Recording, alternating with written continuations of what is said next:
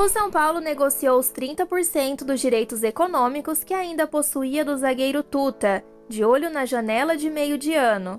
Caso o jogador, um dos mais valorizados da Alemanha, seja vendido, o tricolor vai lucrar mais 500 mil euros, 2,6 milhões de reais, segundo a cotação desta quarta-feira.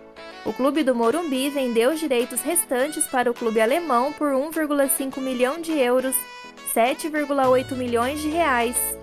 Segundo pessoas ligadas ao jogador, 2 clubes alemães e um da Espanha sondaram a situação do atleta de 22 anos. Tuta foi vendido para os alemães em 2019, dias depois de conquistar a Copa São Paulo com a camisa tricolor. O Frankfurt pagou 1,8 milhão de euros, 7,6 milhões de reais na época, por 70% dos direitos econômicos. Na Alemanha, ganhou espaço e se tornou peça de destaque da equipe, finalista do segundo principal torneio do calendário da UEFA. Nos 10 jogos da Liga Europa em que esteve à disposição, Tuta começou jogando 9 deles. O São Paulo vai vender jogadores na próxima janela de transferências em julho e o técnico Rogério Ceni está ciente disso. Foi o que disse Júlio Casares, presidente do Tricolor, em entrevista ao Grande Círculo do Sport TV, que vai ser exibida no próximo dia 28 de maio. Casares vê o mercado em recuperação após o período mais grave da pandemia, mas, por outro lado, impactado pela guerra entre Rússia e Ucrânia, 2 mercados sempre muito agitados. O São Paulo, antes do início da guerra, havia recebido uma proposta por Rodrigo Nestor, do Dínamo de Kiev, que também sondou Igor Gomes. No Grande Círculo, Casares disse que recebeu ofertas no começo do ano por 3 jogadores. Confirmou Nestor e acrescentou Gabriel Sara e Wellington à lista. Na previsão orçamentária de 2022, o São Paulo prevê 142 milhões de reais em negociações de jogadores. Até o momento, 2 meses antes de a janela abrir, o São Paulo soma 25 milhões de reais em vendas de atletas do profissional. Marquinhos vai para o Arsenal da Inglaterra por pouco mais de 18 milhões, enquanto Thiago Volpi defenderá o Toluca do México, que se propôs a pagar pouco mais de 7 milhões. O São Paulo precisou acelerar a saída de Marquinhos, já que poderia perder o atleta sem custos em virtude de uma questão contratual. Mas, durante a entrevista, Júlio Casares afirmou que o atacante decidira deixar o São Paulo antes mesmo de estourar no elenco profissional. Em julho do ano passado, o atacante anotou 2 gols e comandou a classificação sobre o Racing nas oitavas da Libertadores. Marquinhos tinha um contrato de 5 temporadas com São Paulo, assinado aos 16 anos. A FIFA, no entanto, limita compromissos de menores de idade para apenas 3 temporadas, justamente o período que o atacante de 19 anos completaria agora no meio do ano.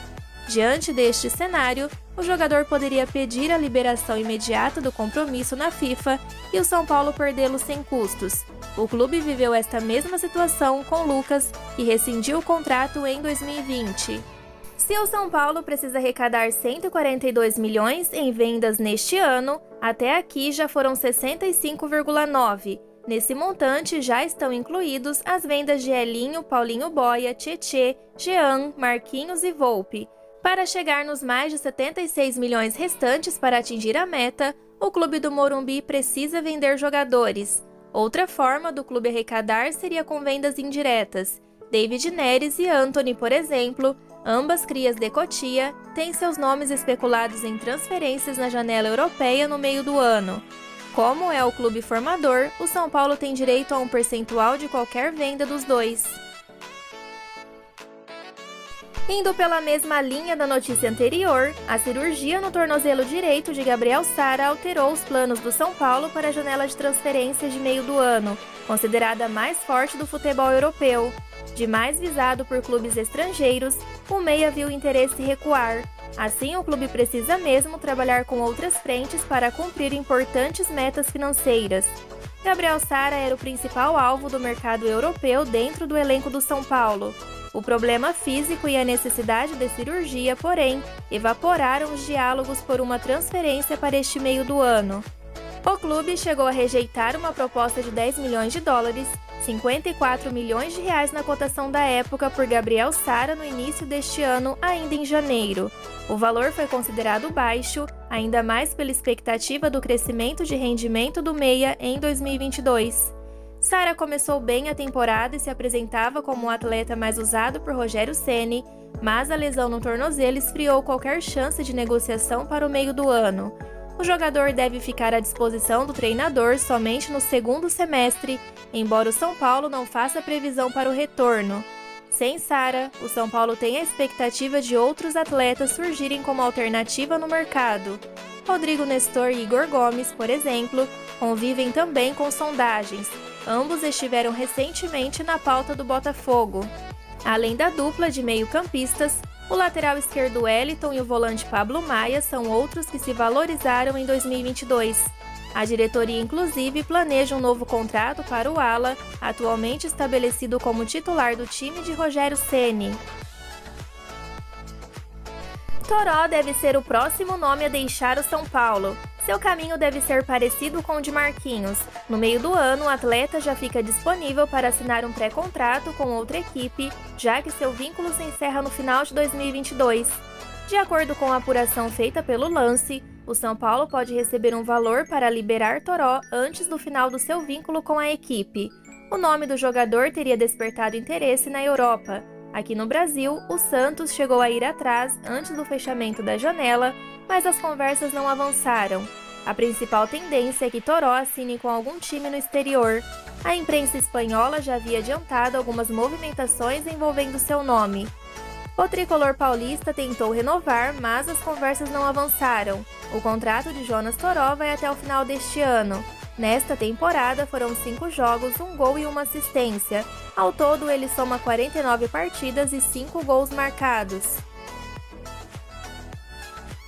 Os salves de hoje são para Adilson Rodrigo de São Mateus, São Paulo, para Thiago Franco de Poços de Calda e Oswaldo Carlos de Caraguatatuba. Essas foram as notícias de hoje do nosso Tricolor Paulista. As atualizações do nosso clube querido são feitas com muita dedicação, então não esqueçam de curtir, se inscrever no canal e ativar o sino para receber as notícias diariamente. Aproveito para convidá-los a conhecer meu segundo canal, Tami SPFC, com as rapidinhas do nosso Tricolor. E já sabem, né? O nosso encontro é aqui no YouTube no próximo vídeo. Fiquem com Deus e até mais!